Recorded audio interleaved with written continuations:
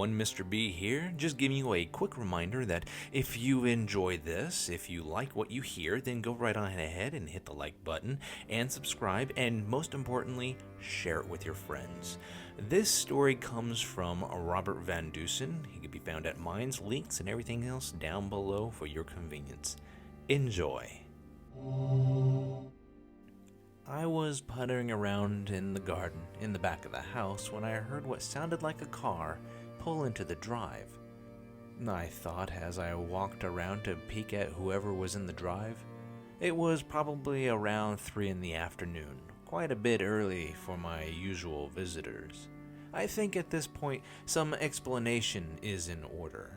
You see, I've been haunting my old yellow house at the end of the street for how long now?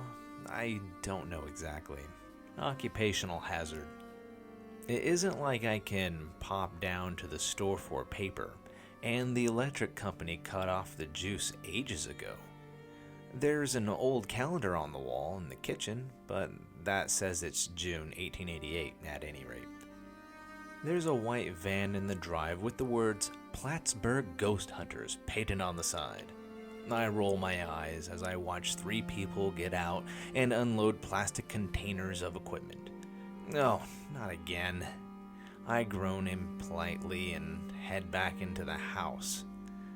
Most of the time, it's just some kids, middle schoolers, or sometimes teens from the local high school. We have a great old time, especially if they brought one of those silly Ouija boards. They giggle and scream and laugh, and to be honest, so do I. I always did like kids, but not in that creepy don't go in the rectory with Father O'Grady sort of way. Get your mind out of the gutter. I just appreciate their energy, if that makes any sense. I really don't know how else to put it. I'm waiting, sitting at the kitchen table as the ghost hunters come in the front door without even bothering to knock. So rude. I shake my head and sigh, staring at the coffee maker on the counter. I wish I could make a cut, but like I said, the misers of the power company cut me off, and whatever metaphysical rules that govern my existence won't let me leave the property. There's 3 of them. 2 young men and a pretty little brunette. Oh, goddamn. Now the blonde sufferer-looking guy of the Grateful Dead t-shirt and blue jeans is setting up a camera in my living room. Again, nobody's bothering to ask my permission. So very, very rude. Also, a Grateful Dead t-shirt. I shake my head as I stand and go to see what the other guy and gal are doing in the front yard. Oh, would you look at that? Looks like they're going to be shooting a TV show or something. Great. I sigh heavily as I watch the pair filming what seems to be the opening segment or something. The guy seems alright from the looks of him. Looks like a farm kid or something. I can see why the girls got the job in front of the camera instead of behind it. All shiny brown hair, big blue eyes, and a body that can melt cheese sandwich from across the room. I'm reasonably certain that she and the cameraman are an item. Or want to be. I tiptoe upstairs lest the guy setting up the equipment in the house hear me on the steps. The 3rd riser always squeaks no matter how I tried to fix it. I hate these ghost hunters, with their cameras and monitors and electric googads. I figure I'll just leave them to it, stay out of their way, and wait for them to get bored. That's what I generally do anyways. I mutter under my breath when I hear the characteristic groan of weight on the 3rd riser. It would appear that the Plattsburgh Ghost Hunters are better equipped than the usual folks that just sort of show up and start milling around my house and start messing with my things.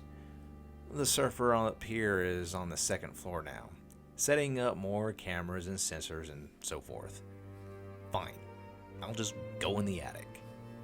I grumble under my breath as I walk out of the bedroom and head for the stairs, waiting for the surfer to go into the guest room before I slip through the door and head up to the attic.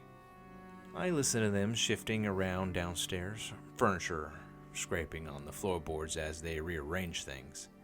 My teeth grind when I look out the window at the van and see the girl with sleeping bags and a backpack on her shoulders. Now they're just going to invite themselves over to spend the night? No, that's fine. It's fine, really. No bother at all. The cameraman's bringing some plastic coolers inside, staring at the girl's ass as they walk towards the front door. I run a palm over my balding pate and roll my eyes. It's been hours. What are they doing down there? I frown and try to get a look downstairs out the window and see if they're still in the house. "Hey, is anybody here?" A voice bellows from downstairs. "Hey, ghosts, give us a sign, goddammit." Well, if that's the way you're going to act, you can forget it, I thought, crossing my arms over my chest as I sat down on a box of Christmas lights. I let the jerk shout himself hoarse down there, blood boiling, so to speak, as he roared and threatened and screamed like a petulant child demanding my attention. Well, guess what? You aren't gonna get it. Finally, the idiot decided to shut up so I can hear the girl's voice, quieter and more polite. Nope, not falling for it, sweetie. I roll my eyes for the 18th time as I go to the window overlooking the backyard and the garden. Can ghost eyes get stuck from rolling too much? I shrug at my own question, my eyebrows creeping up my head when I saw the surfer come out of the backyard and looking at my garden. Oh no, you frickin' don't. I fume as the man saunters towards the hydrangeas, and hand going for a zipper of his jeans. He did. He peed on my hydrangeas. Oh, that's it. You want to play? Fine, let's play, meatbags. I slip out of the window and out into the roof of the porch, then lower myself to the front lawn. It took a little time, but I managed to find the dog shit the lady's mutt left on the curb this morning. One of the advantages of being incorporeal is that I really don't feel much as I pick up the rather impressive log and walk back to their van. I can feel a mischievous grin growing on my face as I ease open the door and jam the still moist dung into the springs under the driver's seat. It's midsummer, so with the van's windows shut, which I thoughtfully rolled back up for them, it should be nice and hot in the vehicle. Now, how did I miss that? I wonder aloud when my eyes discovered a dead rodent of some sort in the road just a little bit over the property line. I find a stick and pull it into reach, then stuff the fetid, rotting carcass under the passenger seat. You know what? I haven't had this much fun in ages. I saunter back to the house and peer through the front window, biting back an explosive curse. Not only have they made a mess of my living room, but now they're sitting around drinking beer. I was willing to let things go, but I shake my head angrily and work my way back up to the attic. Surfer had apparently set up stuff and tried to catch me on tape or something on the first and second floors. First things first. It looked like there was a bunch of electrical equipment on the coffee table. Now, how to get them away from it? I look over my shoulder at the van. A fist-sized rock thrown at the side of their van proved enough to send the three of them hurrying out through the front door and onto the lawn. I slip behind the ghost hunters and walk quickly over to the coffee table, peering at the plastic black boxes of expensive-looking recording equipment. Then I pull the wires. A quick look out the window, and all the wires went in just enough to make them look like they were still plugged in. Try recording now, jerks. I smirk and wait for the three of them to come back in. The surfer muttered under his breath about kids and their penchant for throwing rocks as they returned into the living room. I stand in the corner, smiling, and then slip to the corner of the couch just as the brunette was about to sit down. She shrieks and jumps to her feet, looking like someone had just bit her. Something's there. she shouts, waving a frantic hand in my direction. Something sitting right there. The two men look at each other, then Surfer reached out and touched the cushion I had just vacated a second before. "Nothing's here, Hannah," he muttered, his blue eyes darting between his companions. "Are you sure you didn't imagine it?" Oh, how they bickered and argued for about a good 10 minutes or so. I was in the corner, trying not to laugh my ass off, the hands clasped over my mouth.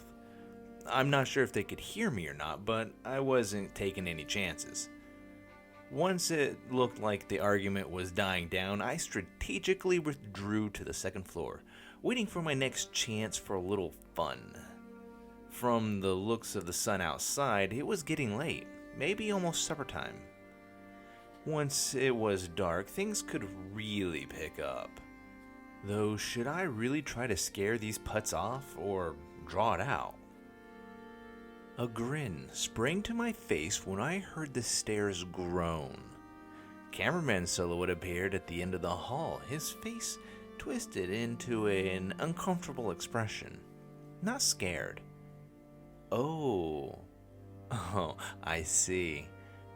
The man opened a few doors, then ducked into the bathroom 2 doors down. Oh, this is gonna be good. I walked down the hall and closed my eyes in concentration, then stepped forward, passing through the wooden door. I shook myself involuntarily as I found myself looking at the back of cameraman's head. 3, 2, 1, and... He screamed when I put my hand on his shoulder, spraying urine everywhere as he was just about jumping out of his skin. Lost his balance and crashed into the wall. He blew past me and ran into the hall, then down the stairs, which sounded like a herd of elephants as he burst into the first floor. The sound of choking laughter echoed up the stairway, and I knew immediately what happened, chuckling to myself as I went down to check out the fireworks. Cameraman's face was red as a pickled beet as he stuffed himself back into his pants and zipped up. The brunette was not exactly looking away while Surfer was giggling like a hyena on the couch in the living room. Cameraman went to one of the backpacks and got out some clean clothing. What to do now? I don't particularly want to hurt anyone, but to be honest, I don't appreciate their behaviors at all, so to my mind, I still have a point to prove. Sure, some ghosts might have pushed a cameraman down the stairs or something like that, but that's not really my style. Besides, if I accidentally killed somebody, I might end up with roommates. The flesh crawls, if I had any. You know what I mean? I had gotten the girl and cameraman, so it looks like it's the Surfer's turn to take his medicine. How to get him, though? I stood in the corner watching the 3 of them go about their quote-unquote investigation, asking questions and the like while trying to take pictures. I tiptoed out of the living room and into the kitchen, leaning against the wall just inside the room while I planned out what to do next. A startled shout snapped me out of my reverie, and I looked up to see the brunette looking right through me. Oh shit, can she see me? "There's a cold spot here," she announced, fear and triumph in her voice as she raised what looked like a plastic gun and pointed at me. I ducked and stepped aside, trying for the back door as the little red dot started tracking me around the room. Shit, it's closed. I turned as cameraman and Surfer walked in. I looked around frantically, trying to avoid more contact with the humans. I tiptoed closer, sucked in my gut as I turned sideways and slipped between Surfer and the girl. Before I could stop myself, I reached out and gave the brunette's heart-shaped little bottom a good firm squeeze, giggling as I turned and hustled towards the stairs. That little fit of pique actually worked out in my favor as she wheeled and shouted at the Surfer, furiously accusing him of what I had just done. I let it get quiet until well after sundown. To be honest, I felt a little bad about getting the Surfer slapped earlier. Anyways, I went downstairs to see what they were up to now. Surfer was asleep on the floor on his sleeping bag, but the other two were nowhere to be found. A quick look out the window and told me the van was still there. So where did the girl and cameraman get to? I walked into the kitchen and, finding it empty, decided to take a quick look outside. My non-existent blood ran cold when I saw the two of them at it like rabbits in my back lawn. The gall, unmitigated gall, showing up uninvited, making a mess of my house, and now this? Oh, this will not stand, my friends. This absolutely will not stand. I slipped out of the back door and crept up on the pair while they were too busy rooting to pay me any mind. Their clothes were on the grass nearby, so I gathered them up under my arm and went back inside, making sure to lock the door behind me. A quick glance into the living room told me the surfer was still snoring away, so I double-checked the front door and went upstairs. Snickering at my joke, I set the clothes on the bed in the guest room and plucked the woman's t-shirt from the pile. I proceeded to then neatly fold each garment and put them on the top shelf in the closet. That done, I decided to hurry back downstairs. I could hear the girl and cameraman had apparently finished up and were now discovering my bit of larceny, so I had to act fast. Surfer was still dead to the world, pardon the pun, so I grabbed all the backpacks and went out through the front door, easing it open and leaving it locked. There was a small ditch choked with weeds and mud on the edge of the property, and I made it for there as fast as I could. Glancing towards the house, I chucked the bags as far as I could into the mud and swamp, then sauntered back to admire my handiwork, feeling much pleased, if I do say so myself. I decided to head to the back porch and watch the show, and oh Lord, how I laughed. It had to be cold out, judging from the state of the cameraman and the amount of goosebumps on the girl. I couldn't really tell myself. I guess that's one of the side effects of being a specter. Shade. Whatever. There's a loud bang in the living room, and Surfer comes into the kitchen rubbing his knee. Then, cameraman and girl come sprinting in like grease lightning. Oh, this is just too good. This really had been the most fun I've had in quite some time. Now the girl and the cameraman are on the couch wrapped in their sleeping bags, and they've just discovered what I did with their backpacks. Oh dear. Maybe I've gone a little too far. The girl sobbing, obviously humiliated. Maybe I've gotten the point across. Hopefully they'll leave now. I sigh heavily and go upstairs, scratching the back of my head. I don't really need to sleep, but I do feel like I need a bit of rest every now and again. I guess I'll leave them alone for a while, and hopefully when they find their clothes, they'll get in their van and go.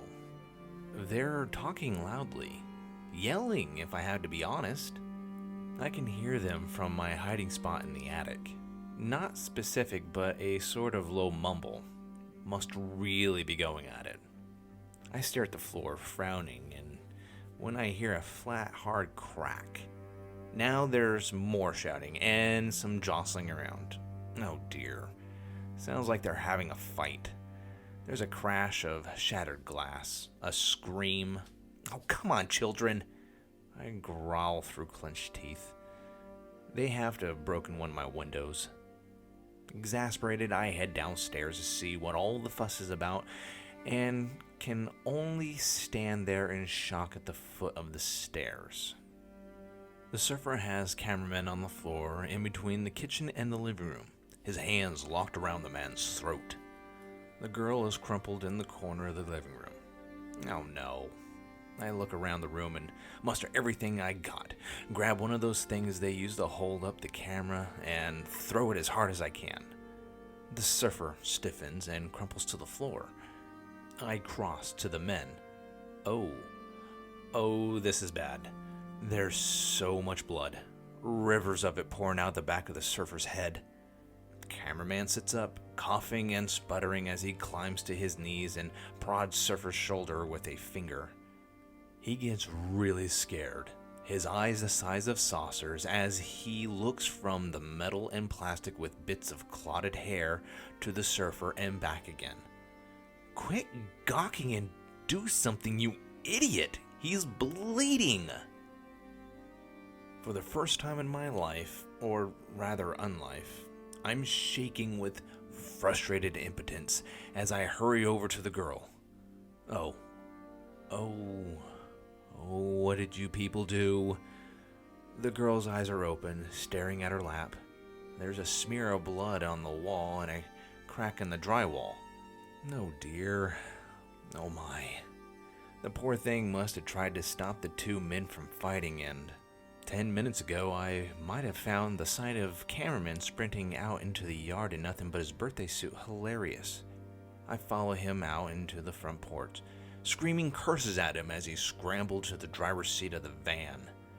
He runs back inside and starts going through Surfer's pockets, coming out with a set of keys and a little plastic fob, then rushes back inside. Maybe he's gonna go get help. Deflated, my shoulders sag as I watch the van back out of the driveway, turn around, and then its taillights disappear into the night. I turn and, hey! Surfer staggered out of the front door, walked right through me, and crashed into the lawn before stumbling out into the street. He fell, struggled to get to his feet, and kept going, heading towards the neighbor's house a little ways down the road. I stand on the edge of the property staring into the dark. If I could, I would have told him not to go that way. The distance plays tricks with the eyes, especially at night. It's almost 3 miles to the nearest house that way. Who are you? I nearly jump out of my skin as I turn to see who asked me the question. It's the girl, and she's standing a few feet away, a confused frown on her face as she absently rubs the back of her head staring at me. She's dressed now, wearing the same clothing I had taken from the grass out back and put into the upstairs bedroom. Well, I hope she likes that outfit. I force a smile. It's plain to see she's scared and confused. I'm Martin, and I tell her as I take a tentative step towards the girl. My first instinct is to take her back inside. However, that might be a little awkward under the circumstances. Eventually, someone will be called, someone will find out, or some relative will start poking around. That happened to me, after all. Until then. Would you like to see the garden? It's actually quite pretty in the moonlight. I wave a hand absently towards the nearly full moon hanging in the purple-black sky overhead. The girl nods, clearly more than a little overwhelmed by what's happening. I look absently towards the house, then at the girl as we walk around the building heading for the garden. What's your name? I ask after a few moments of awkward silence. It's a strange situation for both of us. She moves closer, her arms wrapped tightly around her torso. Hannah, she says, her voice barely above a whisper. Nice to meet you, Hannah. Hannah doesn't seem much interested in the Author. They weren't really my favorite either. Where's Dan and Quinn? She asked, still in that quiet, scared little girl voice. It takes me a minute to realize she was talking about the surfer and cameraman. They left. I tell her, then shrug. I lick my lips, then glance towards the house. Hannah, there's no easy way to tell you this.